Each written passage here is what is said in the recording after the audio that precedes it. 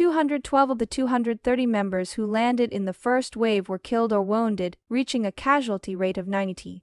Greetings everyone, I'm Chris. Today, we'll uncover the gripping tale of the bloody Omaha invasion on the infamous DDay. Over 30,000 soldiers faced a hail of bullets on Omaha Beach, transforming the shoreline into a sea of blood. But this wasn't just any battle, it was a pivotal moment that would change the course of history. In this video, we'll explore why the United States, initially neutral, decided to join the war in Europe and played a central role in the Normandy Landings, ultimately leading to the Allies' victory. If you find this video interesting, it would be great if you could support us by hitting the like button. Now, let's get started. Let's delve deeper into the events that led to the United States joining the war in Europe and the monumental undertaking known as the Normandy Landings. As World War II raged on, Europe found itself under the oppressive control of Nazi Germany.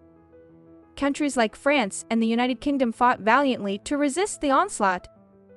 But the German war machine seemed unstoppable. As the Axis powers tightened their grip, the Allied forces were desperate for a decisive victory that would turn the tide of the war. The United States, under President Franklin D.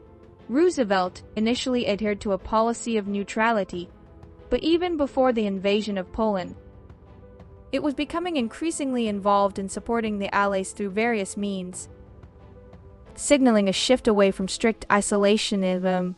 The American people, scared by the horrors of World War I, were reluctant to be drawn into another global conflict.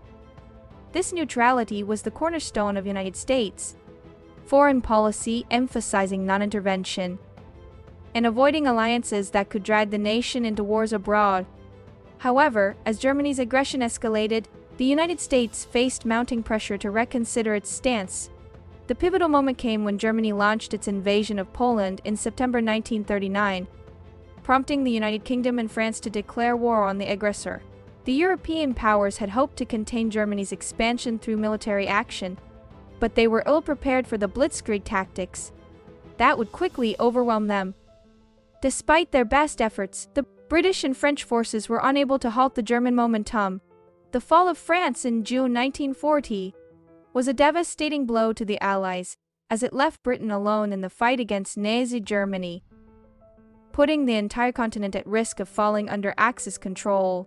The British managed to evacuate their troops from Dunkirk, but the loss of men and equipment was substantial, with France defeated and Germany seemingly unstoppable. The world watched in apprehension as the European continent fell under the shadow of totalitarianism. In the midst of this crisis, the British government, under Prime Minister Winston Churchill, sought assistance from the United States. Churchill was aware of the precarious position of his country and understood that Europe needed outside help to resist the Axis powers effectively.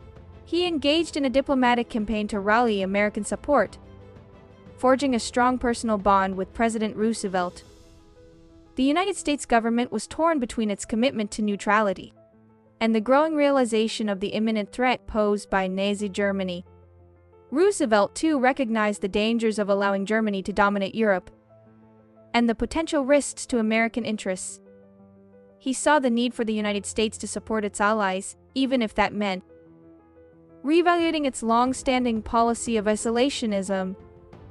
As the situation in Europe worsened, Roosevelt began to provide significant aid to countries fighting against Germany, such as the United Kingdom and the Soviet Union.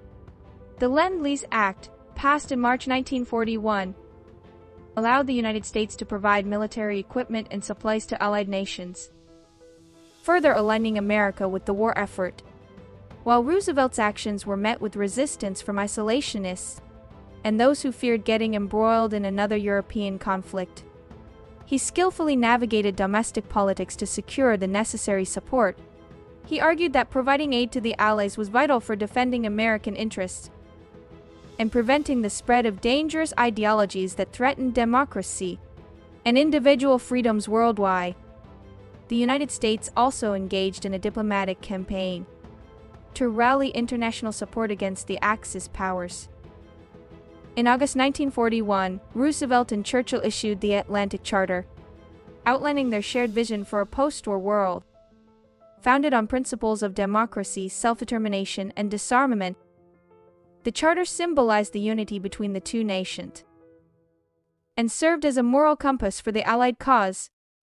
Despite these efforts, Roosevelt was cautious about committing American forces directly to the war in Europe. He knew that the American people were still wary of getting involved in a foreign conflict, and any decision to send troops overseas had to be carefully justified. But fate had a way of intervening. On December 7, 1941, Japan launched a surprise attack on the United States Pacific Fleet at Pearl Harbor, Hawaii. The devastating assault left the American naval forces crippled, and the nation shocked and enraged. The following day, President Roosevelt addressed Congress, famously stating, "Yesterday, December 7, 1941, a date which will live in infamy, the United States of America was suddenly and deliberately attacked by naval and air forces of the Empire of Japan."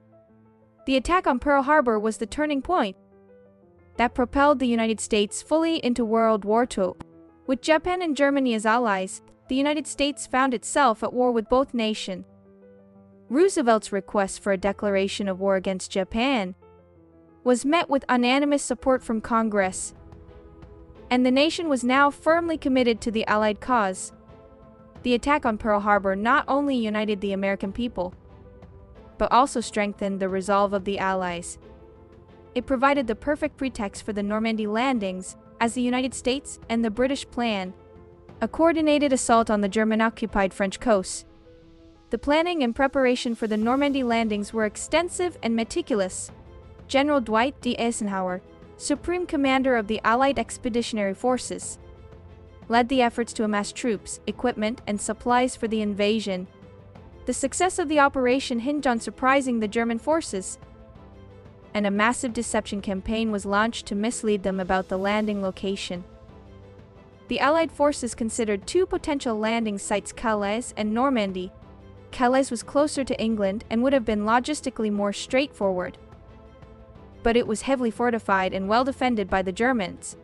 Normandy, on the other hand, was farther away, but its defenses were comparatively weaker.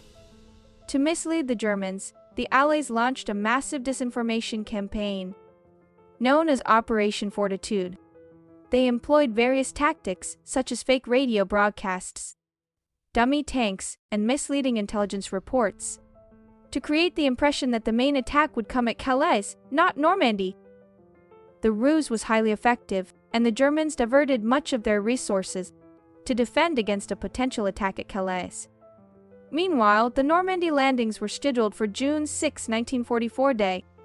The operation involved a massive amphibious assault with thousands of troops, ships, and aircraft taking part. In the early hours of June 6, paratroopers from the 101st and 82nd Airborne Division were dropped behind enemy lines to secure key objectives and disrupt German defenses. As dawn broke, the main amphibious assault commenced, with American and British troops storming the beaches at Sword, Juneau, Gold, Omaha, and Utah. Omaha Beach, in particular, proved to be a deadly and challenging landing point. It was a crucial landing point for the Allied forces, primarily composed of American troops, as it was situated between two other landing beaches. The objective of the Omaha Beach landing was to secure a beachhead and establish a foothold for the subsequent advance inland. The beach was heavily fortified by the Germans, who had constructed a formidable defensive network comprising bunkers, pillboxes, machine gun nests, and mines. These defensive positions, coupled with the steep cliffs rising from the shore, made the beach a well-fortified and deadly stronghold. Moreover, a series of overlapping German defense zones made it extremely difficult for the approaching Allied forces to breach the defenses. The Germans had the advantage of height, allowing them to rain down withering fire upon the incoming troops as they approached the shore. The landing was also complicated by rough seas and high winds. Many landing crafts were off course, missing their designated landing zones, resulting in disorganization and confusion among the troops. The soldiers waiting ashore faced waist-deep water and constant enemy fire, making it challenging to reach the relative safety of the beach. The The first wave of American troops, composed of infantrymen and engineers, faced a harrowing situation as they emerged from their landing crafts and advanced towards the beach. The heavily fortified defenses mowed down many of the soldiers, and landing crafts took heavy casualties from direct hits. This devastating barrage led to considerable loss of life and equipment before the soldiers could even set foot on the sand. Amidst this chaos, many soldiers demonstrated remarkable acts of bravery and leadership. Some improvised cover using beach obstacles and the bodies of fallen comrades, providing limited protection from the relentless German fire. Others showed exceptional courage, rallying their comrades and pushing forward despite the overwhelming odds. Despite these individual acts of heroism, the initial assault waves struggled to make progress. The combination of strong enemy defenses, navigational errors, and rough seas caused the operation to teeter on the brink of failure. In the face of mounting casualties and apparent setbacks, the situation at Omaha Beach was desperate. The situation became so dire that at one point, General Omar Bradley, who was overseeing the landings, considered the possibility of abandoning the beachhead altogether. However, as the hours passed, the tenacity and determination of the American troops began to pay off. Reinforcements arrived on later waves, providing much-needed support to the beleaguered troops on the beach. The soldiers slowly managed to advance and secure some key positions. One crucial turning point came when small groups of soldiers managed to scale the cliffs under heavy fire and silence some of the German defenses from the rear. This allowed additional troops and equipment to move inland, gradually expanding the beachhead. As the day wore on, the situation at Omaha Beach began to stabilize, and the Allied forces finally secured a solid foothold. The bravery and resilience of the American soldiers, coupled with the timely arrival of reinforcements, turned the tide of the battle. The Normandy Landings were a resounding success, but they came at a great cost. The Allies suffered over 10,000 casualties on D-Day. The Normandy Landings marked a defining moment in history, as the United States, along with the Allied forces, played a central role in toppling the Axis powers. With their combined efforts, they shaped the course of the world that followed the war. Remember, history holds crucial lessons for us, and it's vital to understand the sacrifices made by those who fought on Omaha Beach and beyond. Thank you for watching. Don't forget to like, comment, and subscribe for more insightful content. Take care and see you in the next video. Goodbye!